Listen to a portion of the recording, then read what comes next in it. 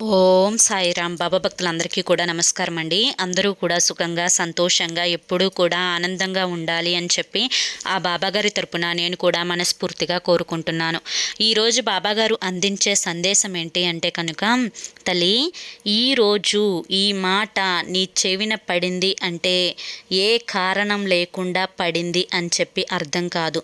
నీకు అదృష్టం పట్టబోతోంది కాబట్టే ఈ వీడియో నీ కంట పడింది. నిర్లక్ష్యం చేయకుండా విను తల్లి అని చెప్పి ఏదో తెలియని సందేశంతో ఈరోజు బాబాగారు మన ముందుకు వచ్చారండి. మరి బాబాగారు ఏది చెప్పినా కూడా అది మన మంచి కోసమే, మన భవిష్యత్తు కోసమే అని చెప్పి మనందరికీ కూడా తెలుసు. కాబట్టి వీడియోని ఎక్కడా కూడా స్కిప్ చేసుకోకుండా చివరి వరకు వినండి. అప్పుడే మీకు బాబాగారి యొక్క సందేశంలో ఉండే ఆంతర్యం ఏంటో పూర్తిగా తెలుస్తుంది. వీడియోలోకి వెళ్ళే ముందు ప్రతి ఒక్కరూ కూడా బాబాగారి వీడియోకి ఒక లైక్ ఇవ్వడం మాత్రం అస్సలు మర్చిపోకండి. దానికంటే ముందు చాలామంది కూడా చెప్పుకోలేనటువంటి సమస్యలతోటి సతమతం అయిపోతూ వాటిని ఎలా తీర్చుకోవాలో తెలియక ఇబ్బంది పడిపోతూ ఉంటారు. అటువంటి వారి కోసం శ్రీ షిరిడి సాయిబాబా ఆశీస్సులతో జ్యోతిష్యం చెప్పబడును. గురూజీ శివరామరాజు గారు. Phone number 995994225552. మీరు ఇప్పటి వరకు ఎన్నో చోట్ల జ్యోతిష్యం చెప్పించుకొని మీరు ఆశించిన మార్పులు మీ జీవితాలలో జరగలేదని చెప్పి బాధపడి ఉంటారు. కానీ ఇక్కడ అస్సలు అలా జరగదండి.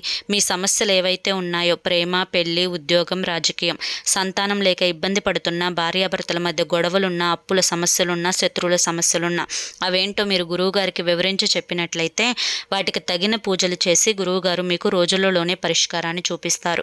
గురువుగారు చెప్పింది చెప్పినట్లు 100కు 1000% జరుగుతుంది. అంతేకాకుండా భార్యాభర్తల మధ్య వశీకరణ, స్త్రీ మరియు పురుషుల మధ్య వశీకరణ కూడా 100% జరపబడును. మాకున్నటువంటి ఎన్నో రకాలైన సమస్యలు కూడా గురువుగారు చేసిన పూజల వల్ల తీరాయి. మీరు కూడా వెంటనే కాంటాక్ట్ అవ్వండి. ఈ ఆలస్యం చేయకుండా బాబాగారి యొక్క సందేశం ఏంటో ఇప్పుడు మనం తెలుసుకుందాం. బిడ్డ, ఈరోజు నీ యొక్క కష్టాలను తీర్చడానికి, నీ యొక్క బాధలని తీర్చడానికి, నీ యొక్క కన్నీటిని తొడవటానికే ఈ వీడియో నీ కంట పడింది అని చెప్పి నువ్వు భావించాలమ్మా. ఎందుకంటే శివుడాజ్ఞ లేనిదే చీమైనా కూడా కుట్టదు అని చెప్పి అంటారు. కానీ ఏ కారణం లేకుండా నువ్వు నా భక్తురాలిగా నియమింపబడలేదు.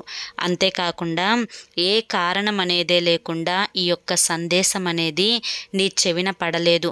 ఈ యొక్క సందేశం నీ చెవిన పడింది అంటే నీ జీవితాన్ని అదృష్టపు మార్గంలోకి నడిపించడానికి, నీ జీవితంలో ఉండే కర్మలను తొలగించడానికి, నీ జీవితంలో ఉండే బాధలను తీర్చడానికే అయి ఉంటుంది అని చెప్పి నమ్మి ఒక్కసారి నన్ను తలుచుకొని నాపై నమ్మకంతో ఈ సందేశాన్ని వినడం ప్రారంభించు. బిడ్డ, ప్రతి మనిషికి కూడా కష్టాలు వస్తాయి, బాధలు వస్తాయి. ఏ మనిషి అయినా కానీ కష్టం వచ్చినప్పుడు అయ్యో నాకు ఈ కష్టం ఎందుకు వచ్చింది, నాకు ఈ బాధ ఎందుకు వచ్చింది, ఈ కష్టం రాకుండా ఉంటే నా జీవితం అనేది వేరేలాగా ఉండేది, నేను ఆనందంగా ఉండేదాన్ని, కానీ ఈ కష్టం వచ్చి నా జీవితాన్ని తలక్రిందులుగా మార్చేసింది అని చెప్పి బాధపడుతూ ఉంటారు. సంతోషాలు వచ్చినప్పుడు నేను చాలా అదృష్టవంతురాల్ని అని చెప్పి తనకి ఇష్టమైన వారితో ఆ సంతోషాన్ని పంచుకొని తను ఆనందంగా ఉంటారు. అలాగే జీవితంలో కష్టాలు వచ్చినప్పుడు కృంగిపోతారు, సంతోషాలు వచ్చినప్పుడు పొంగిపోతారు. కష్టాన్ని, సుఖాన్ని రెండింటినీ కూడా ఒకేలాగా బ్యాలెన్స్ చేసే వ్యక్తి కష్టం వచ్చినప్పుడు కుంగిపోడు, సుఖం వచ్చినప్పుడు పొంగిపోడు. బిడ్డ, అసలు ఏం చెప్పాలి అనుకుంటున్నాను అంటే కనుక, ముఖ్యంగా ఇది ఆడవారు తెలుసుకోవాల్సిన విషయం. ప్రతి మహిళ కూడా ఎంతో బలవంతురాలు. ఒక మగ వ్యక్తి కంటే కూడా, అంటే ఒక పురుషుడి కంటే కూడా స్త్రీ మానసికంగా చాలా బలంగా ఉంటుంది. పురుషుడు మానసికంగా చాలా వీక్గా ఉంటారు. ఎందుకు అన్న విషయాలు పక్కన పెట్టుకుంటే అసలు విషయాలు అనేవి నీకు ఇప్పుడు చెప్తాను. బిడ్డ, ఇప్పుడు నీ కుటుంబంలో ఏం జరుగుతుంది? నీ కుటుంబంలో జరిగేది నన్ను చెప్పమంటావా? చెప్పిన తర్వాత నిజమే బాబా, ఇదే జరుగుతుంది అని చెప్పి నువ్వు ఒప్పుకున్నట్లయితే కింద అవును బాబా, ఎస్ బాబా అని చెప్పి కామెంట్ చెయ్యి. ఎందుకంటే నీ యొక్క కుటుంబంలో ప్రతి కదలికను కూడా నేను గమనిస్తూనే ఉన్నాను. ఎందుకు ఇంత బాధపడుతున్నావు? ఏం సాధించాలని ఇంత బాధపడుతున్నావు? ఎవరి కోసం పుట్టావు? ఎవరి కోసం బాధపడుతున్నావు, ఎవరి కోసం చనిపోతావు? ఈ 3 ప్రశ్నలు నిన్ను నువ్వు వేసుకున్నప్పుడు మొదటి ప్రశ్నకు సమాధానం చెప్తావా? ఎవరి కోసం పుట్టావు? ఎవరిని ఉద్ధరించడానికి పుట్టావు? ఇప్పుడు నీ భర్తే ఉన్నారు, నీ మాట వినడం లేదు, నువ్వు చెప్పినప్పుడు సరే అని చెప్పి చెప్తున్నాడు. తీరా తను చేసే పని తనే చేసుకుంటూ వెళ్తున్నాడు. నీ మాట పెడచెవిన పెడుతున్నాడు. తను మద్యాన్ని సేవించవద్దు అంటే మద్యాన్నే సేవిస్తున్నాడు. తను తన యొక్క స్నేహితులతో తిరగవద్దు, కుటుంబంతో ఎక్కువ సమయాన్ని గడుపు అని చెప్పి నువ్వు కోరుకుంటూ ఉంటే తనేమో స్నేహితులతోనే తనకి సెలవు వచ్చినప్పుడల్లా ఎక్కువ సమయాన్ని గడుపుతూ ఉన్నాడు. నీవు పిల్లలు, ఇదే ప్రపంచం అయిపోయింది నీకు ఇంకా వేరే వ్యక్తి మాట్లాడేవారు ఎవరూ లేకపోవడంతో నీ సంతోషాన్ని, బాధని ఎవరితో పంచుకోవాలో అర్థం కాకపోయినప్పటికీ అసలు నీ యొక్క పరిస్థితిని నువ్వు తలుచుకొని ఒక్కొక్కసారి ఎందుకు ఇతన్ని పెళ్లి చేసుకున్నానా, ఇతన్ని పెళ్లి చేసుకోకుండా మరొక వ్యక్తిని ఎవరినైనా చేసుకుంటే నా జీవితం బాగుండేది కదా అని చెప్పి నువ్వు అనుకుంటూ ఉంటావు. కానీ విధి చాలా విచిత్రమైనదమ్మా. ఎందుకంటే ఎవరైతే నీ యొక్క నుదిటి రాతల్లో నీ భర్తగా రావాలి అని చెప్పి రాసి పెట్టి ఉంటుందో, నువ్వు ఎంత తిరిగినా, ఎంత వెతికినా, ఎక్కడికి వెళ్ళినా, తిరిగి వచ్చినా కూడా అతనే నీ భర్త అవుతాడు. ఎందుకంటే ఇదే విధి కాబట్టి. తల్లి, ఇక్కడ నువ్వు నీ భర్త మారాలి అని చెప్పి అనుకుంటున్నావు. నీతో ప్రతి విషయాన్ని కూడా చెప్పాలి అనుకుంటున్నావు. నిన్ను సంతోషపెట్టే విధంగా తన యొక్క మాట తీరు ఉండాలి అనుకుంటున్నావు. అంతేకాకుండా తనకి వచ్చే లాభాలు ఏవైనా కానీ, నష్టాలు ఏవైనా కానీ అన్నింటినీ కూడా నీతో పంచుకోవాలి అని చెప్పి అనుకుంటూ ఉంటున్నావు. కానీ అక్కడి నుంచి ఒక్కటి కూడా జరగడం లేదు.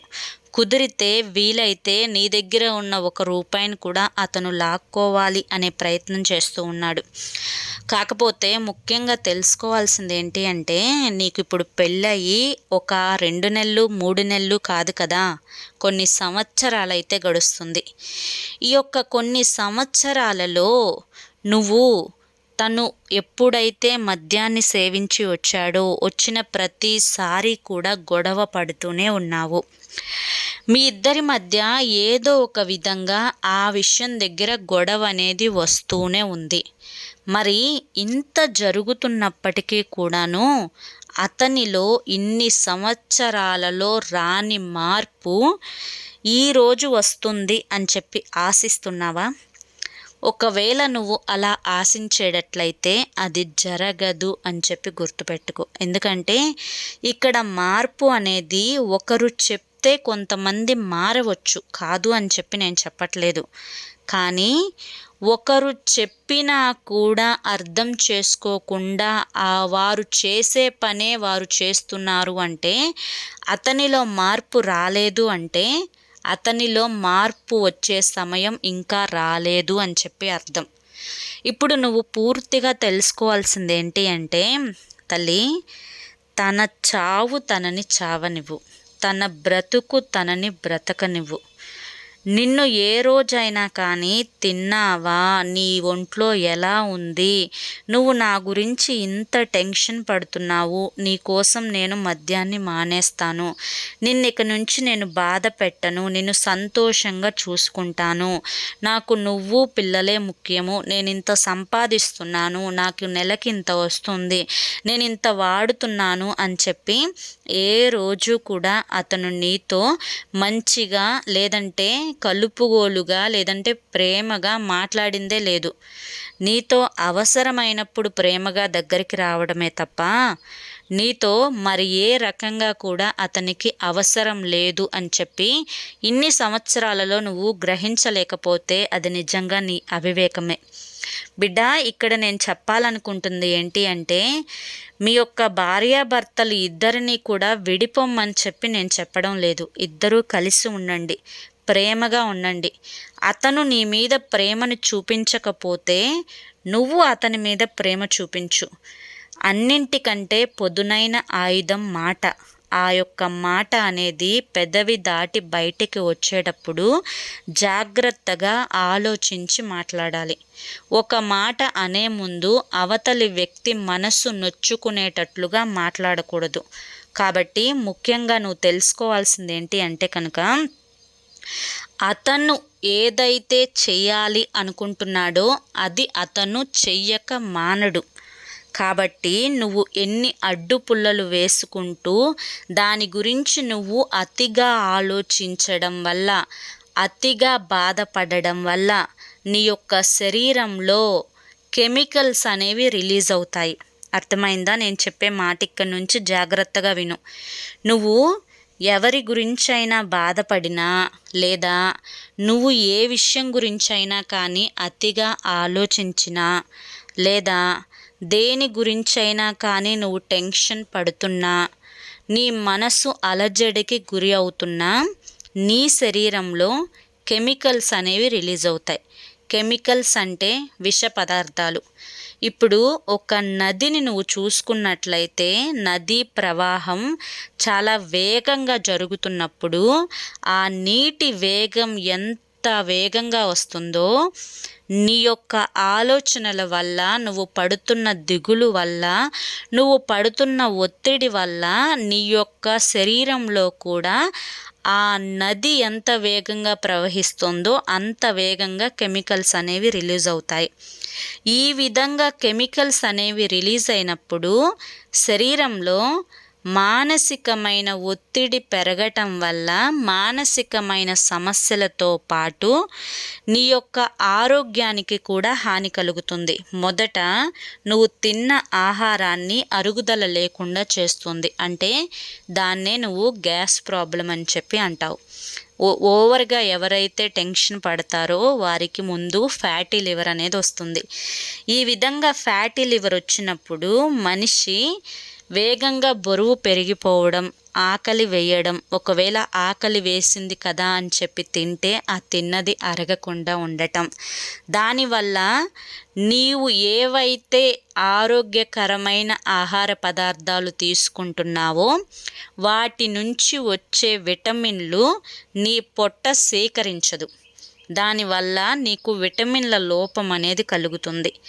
ఆ విధమైన లోపం అనేది నీకు కలగడం వల్ల ఎంత తిన్నా కూడా నీకు నీరసంగానే అనిపిస్తుంది.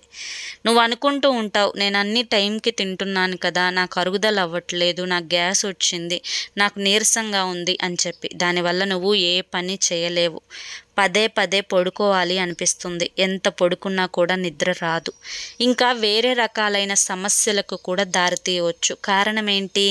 నువ్వు పడుతున్న బాధ, నువ్వు పడుతున్న మానసికమైన ఒత్తిడి, స్ట్రెస్, ఒకరి గురించి అతిగా ఆలోచించడం. ఇక్కడ నువ్వు పుట్టింది ఒకరి కోసం కాదు, నీ కోసం. నువ్వు పెరిగింది, నీ తల్లిదండ్రులు నిన్ను ప్రేమగా పెంచుకుంది. నీ శరీరానికి ఏదన్నా చిన్న జ్వరం వస్తేనో జలుబు వస్తేనో అమ్మ చిన్నప్పుడు చాలా బాధపడిపోయి దగ్గరుండి కంటికి రెప్పలాగా నీ శరీరాన్ని కాపాడింది. ఈ రోజున ఈ ఆలోచనలతో నువ్వు కృంగిపోవాలి అని కాదు కదా. అమ్మ చెప్పే మాట కూడా నువ్వు అప్పుడప్పుడు విని తీరాలి. అమ్మ ఏం చెప్పింది? నువ్వు అతని గురించి ఆలోచించడం మానేసే అని చెప్పి చెప్పింది.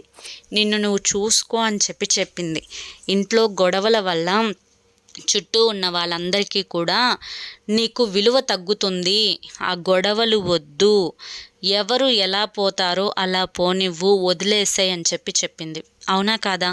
మరి అమ్మ చెప్పిన మాట వినవు, నేను చెప్పిన మాట వినవు, శరీరాన్ని అనారోగ్య పాలు చేసుకుంటున్నావు, మానసికంగా సంతోషంగా ఉండలేకపోతున్నావు.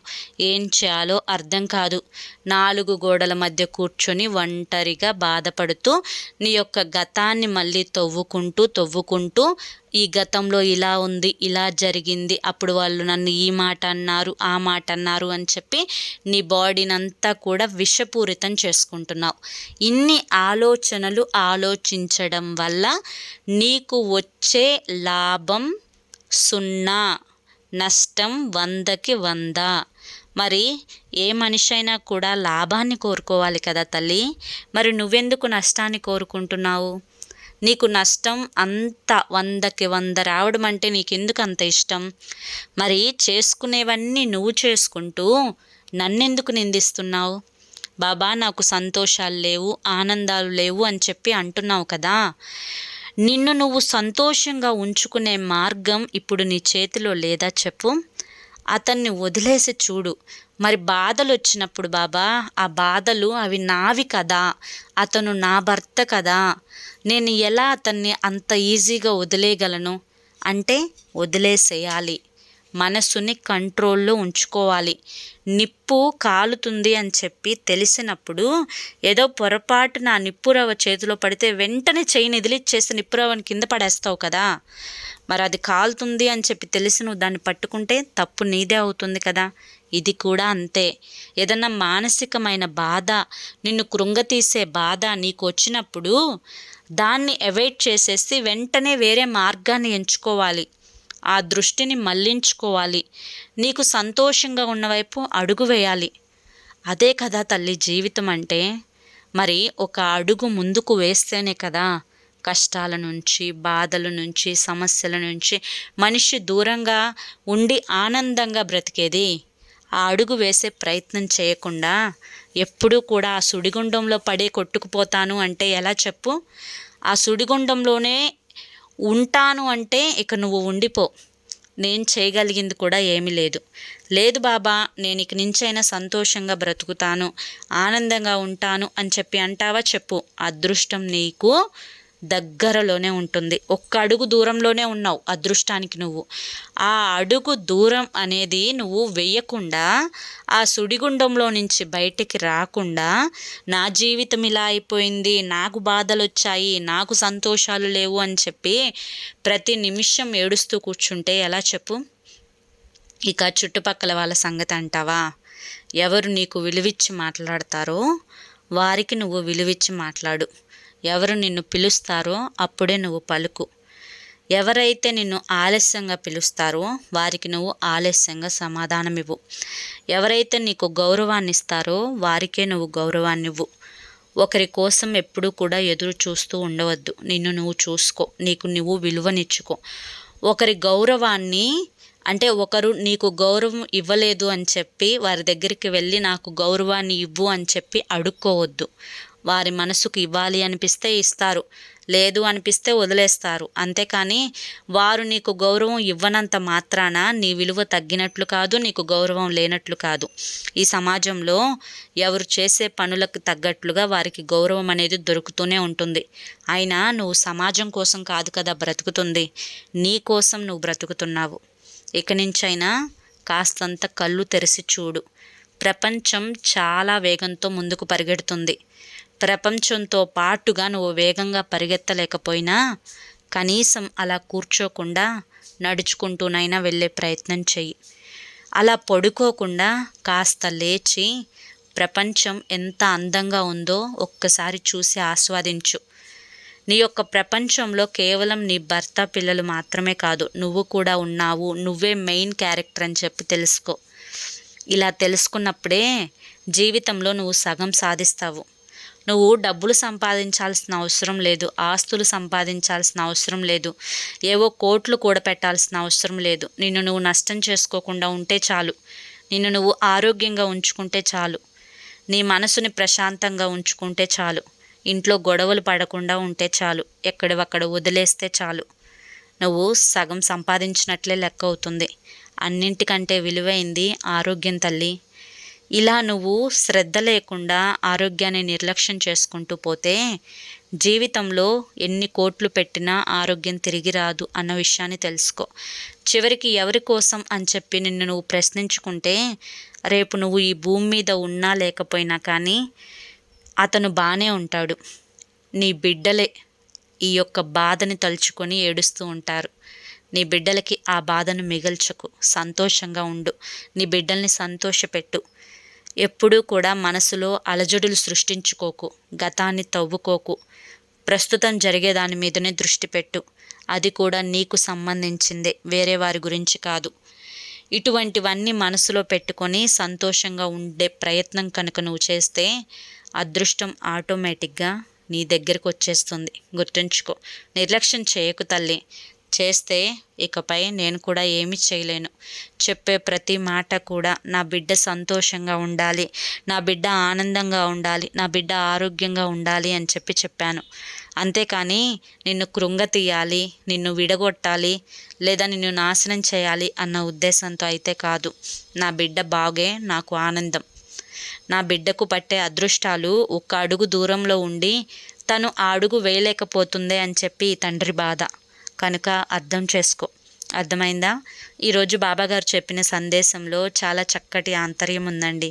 అది మనం గ్రహించాలే. కానీ బాబాగారు ఎంత వేదనతో చెప్పారో ఈ యొక్క సందేశాన్ని మీరందరూ కూడా అర్థం చేసుకున్నారు అని చెప్పి భావిస్తున్నాను. ఈ వీడియో మీకు నచ్చింది అని కూడా అనుకుంటున్నాను. నచ్చింది, అర్థం చేసుకున్నారు అని చెప్పి అనిపిస్తే బాబాగారి మీద మీకు ఏమాత్రం నమ్మకం ఉన్నా కానీ ఈ వీడియోకి ఒక లైక్ ఇవ్వండి. లైక్ ఇచ్చిన వెంటనే హైప్ వస్తుంది, హైప్ ఇవ్వండి. మొదటిసారి మన సాయి పిలుపు ఛానల్లోకి వచ్చినట్లయితే మన ఛానల్ని సబ్స్క్రైబ్ చేసుకుని సపోర్ట్ చేయండి. రేపు మరొక మంచి వీడియోతోటి మళ్ళీ కలుసుకుందాం. అంతవరకు కూడా పరమేశ్వరిని ఆశీస్సులు మీ మీద, మీ కుటుంబ సభ్యుల మీద, బాబాగారి యొక్క ఆశీస్సులు మీ కుటుంబ సభ్యుల మీద ఎల్లకాలం ఉండాలి అని చెప్పి మనస్ఫూర్తిగా కోరుకుంటూ సర్వేజన సుఖినో భవంతు. ఓం సాయిరామ్.